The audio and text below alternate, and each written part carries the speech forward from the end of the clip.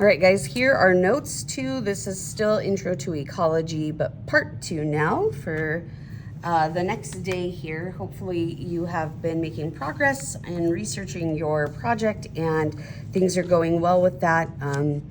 If you have questions, feel free to ask Mr. Eamon. He should be able to help you out.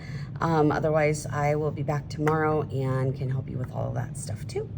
So let's go ahead and get through these notes. We talked about ecosystems yesterday, well, biome being the bigger one, and then focusing in on maybe one of the ecosystems that are interacting with the other ecosystems within a biome, and then we're gonna keep focusing within there with looking at community, all the living things, and then maybe a population, just one species, and then maybe an individual, just one particular organism within that. And then we talked about food webs and the energy pyramid and how consuming energy takes energy. And so a lot of energy does get lost in the process of consuming it, and most of it's lost to heat. So today we're going to look at organisms, maybe specific organisms, and how they still kind of interact with each other. So this is all still part of interacting with living things interacting with other living things. So we're going to start off by looking at what a niche is. It's the role of a species in its ecosystem, including the way the organism interacts with the biotic and the abiotic factors. So what does this mean? Well, here we're going to specifically look at how it interacts with its space or territory.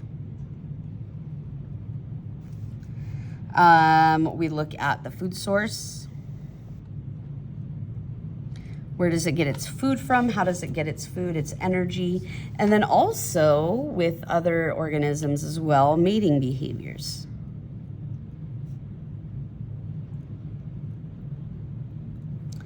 According to the competitive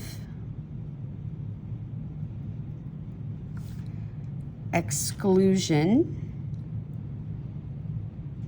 principle, no two species can actually occupy the same niche. And that's because they have very, very specific roles and jobs and ways that they contribute to their population or their community or their ecosystem.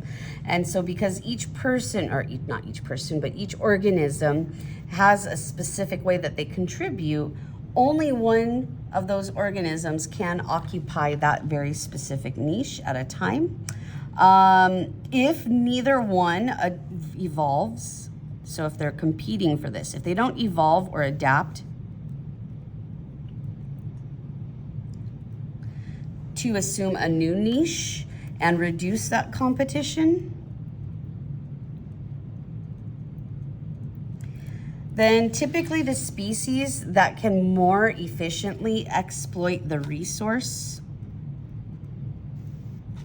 will win out, and then the other species will eventually become extinct. So this is kind of competition at its finest, where you have to understand living is it's hard for most organisms. They have to compete. They have to worry about predators. They have to find their prey. They have to worry about their environment that they live in, the resources that are available, and then they have to migrate, which can also give them problems too if those resources aren't available and they're still trying to survive. So this does get to be pretty competitive, which it should be, because then the stronger of the organisms will typically win out in that competition. And if you cannot continue to change, adapt, survive, evolve, then you're just your population will die out and then eventually become extinct. Some examples, so for food source, for warbler birds, with the warbler birds, you have foods in the middle part of the tree for some of them. And then for some of them, there might be foods at the tip of the branches near the top of the tree. And then in others, we have the ability to feed maybe in the more lower part of the tree and at the base of the middle maybe of the branches. If these birds go to a different area where the food is located in a different part of the tree and they're not able to get that food, then they eventually will end up dying out.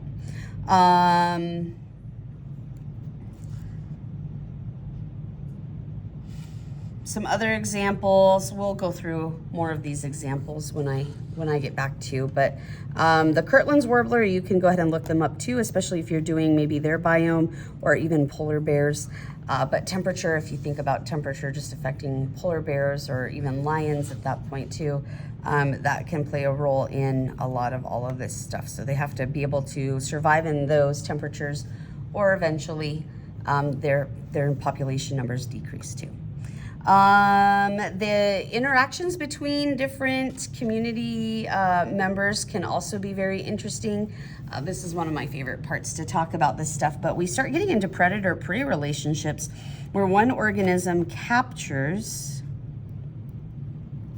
and feeds on another organism, and that's pretty much what predator-prey is. You have a predator, that's the organism that's going to capture, and then it's going to feed on the other organism, that's the prey. It's a pretty simple relationship to know and understand for that one. And then we have symbiotic relationships. It's any relationship where two species live closely together. We have different types of symbiotic relationships. So sometimes you just hear symbiosis and you think, oh, everybody is living in harmony together. Well, let's talk about some specific ones. So in a relationship where both organisms benefit from each other, so one organism benefits, the other organism benefits, that's called mutualism. So in this case, we have the bee, we have the flower. We know how bees and flowers interact with each other, and so they're both going to benefit from that relationship, and then we're okay there. By the way, these are all examples of predator-prey. That one's pretty obvious what's going on there.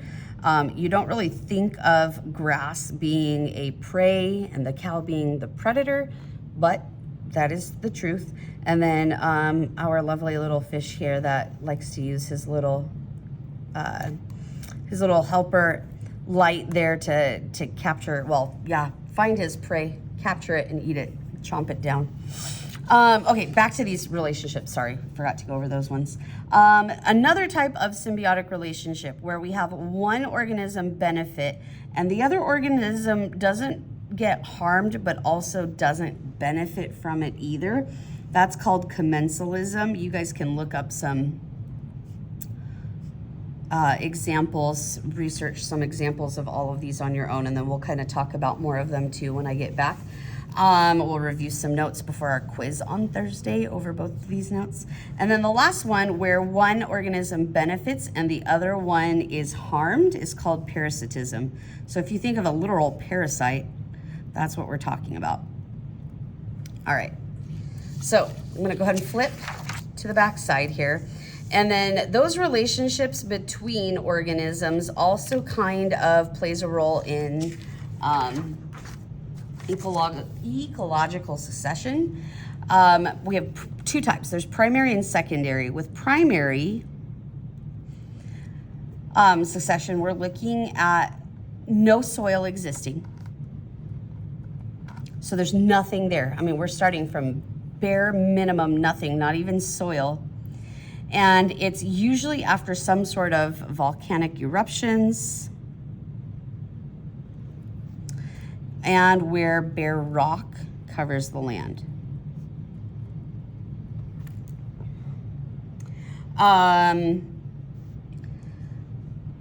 Essentially, what happens is our first type of living thing that kind of starts to grow before everything else, we call those the pioneer species. And they are things like lichen,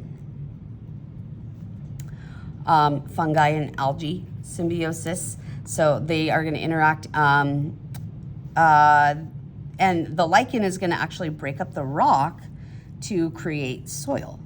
So we can do this to create the soil. Essentially, the lichen is able to just kind of secrete, I guess you could say, chemicals to break down the bare rock and turn the bare rock basically into soil. And then we're going to start to see small annual plants begin to grow. Where does this stuff come from? How does it just appear? Well, it doesn't just appear. You have to understand that you have things like spores that are going through the air, carried through wind. And when things like that start to land, then they can take root and they can grow. Or maybe seeds will start to come, small seeds, and then bigger seeds eventually. So all of this stuff just leads to bigger organisms like small grasses, and then perennials, and then more intermediate species, until finally we reach the climax community and it is growing quite well. So you can see in this picture here, here's our bare rock. Then we have our lichen starting. It's so hard to tell on this, but there is lichen growing on the rocks, helping to break it down into finally some soil so that some small plants can start to grow, more lichen. And then eventually we get the grasses and perennials. And we keep moving up into bigger, so those are all pioneer species. Then we move into our intermediate species, our bigger plants, like grasses and shrubs and shade intolerant trees like pines. And then, so we don't need to worry about, they can grow tall. And then we have shade tolerant trees like oaks and hickory trees that will be able to grow after all of that now. After primary succession, then we have secondary, and secondary is going to occur where soil exists, but the climax community has been destroyed due to some sort of natural disasters.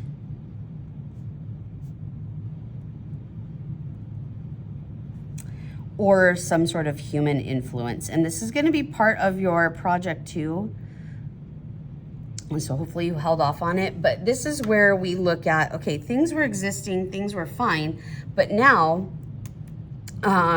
something happens, a natural disaster happens, or some human influence. Maybe humans are coming in and completely clear cutting a forest and then burning it well, usually that's kind of another story, but something happens. Maybe we're clear cutting and we're building homes or something along those lines. But stuff like that is where, so the soil is intact. It's just now we have to kind of start over, but we still have soil. So we're not starting from bare rock, and we just need to start with the intermediate species. They'll start to move in first, and then the climax community after that.